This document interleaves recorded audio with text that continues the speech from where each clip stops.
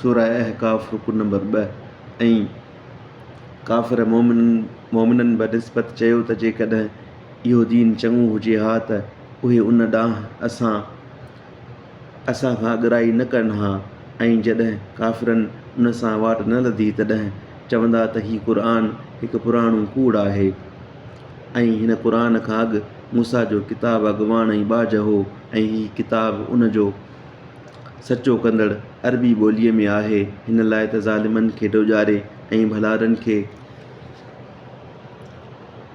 ख़ुशख़बरी ॾिए। बेशक जिन चयो त असांजो पालणहार अल्लाह आहे, पोइ इन चवण ते मुहकम रहिया, तिन खे न को भउ आहे ऐं न की उहे ग़मगीन हूंदा।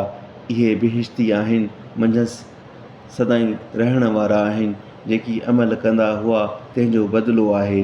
ऐं माण्हूअ खे पंहिंजे माउ पीउ सां चङाई करण जो हुकुम कयोसीं, जो ओखाईअ सां संदसि माउ खेसि पेट में खंयो आहे ऐं ओखाईअ सां खेसि ॼणियो आहे, ऐं उन जो पेट में खणणु उन जो खीर खां छॾाइणु 30 महीना आहे, तांजो जॾहिं पंहिंजे जुवानीअ खे पहुतो ऐं 40 वरिहनि खे पहुतो, तॾहिं चवंदो आहे त ए मुंहिंजा पालणहार, मूंखे तौफ़ीक़ ॾे त तुंहिंजे उन्हीअ नेमत जो शुक्र करियां जेका मूं ते ऐं मुंहिंजे माउ पीउ ते इनाम कई अथई, ऐं त अहिड़ा चङा कम करियां जिन खां राज़ी रहीं, ऐं मुंहिंजे औलाद मां मूं लाइ सुधार। बेशक आउं तो ॾांहुं मोटियुसि, ऐं बेशक आउं मुस्लमाननि मंझां आहियां। इहे उहे आहिनि जिन जा तमामु चङा कम जेकी कयूं से क़बूल कंदा आहियूं ऐं संदनि मदाइनि खां टरंदा आहियूं।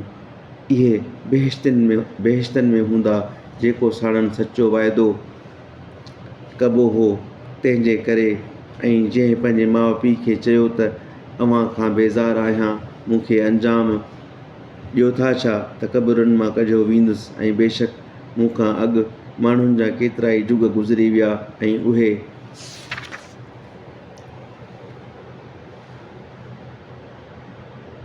ॿई अल्लाह खे ॿाॾाईंदा आहिनि ऐं चवंदा अथसि त पंहिंजे कमबख़्ती छॾे ईमान आण।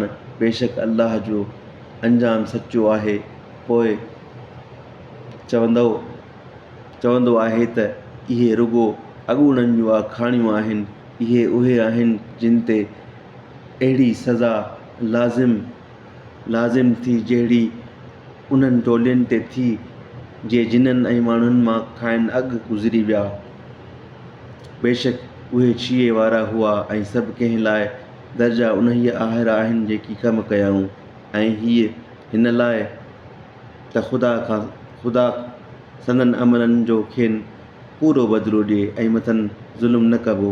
ऐं उन्हीअ ॾींहं जो काफ़िर बाहि जे आॾो कबा चाहिनि त पंहिंजूं नेमतूं पंहिंजी दुनियाई हयाती में वठी चुको ऐं उन सां आसूदा रहियो, तंहिं करे अॼु अव्हांखे ख़्वारीअ जे अज़ाब जो बदिलो उन्हीअ करे ॾिबो जो ज़मीन में नाहक वॾाई कंदा हुओ ऐं उन्हीअ करे जो बदकारी कंदा हुओ।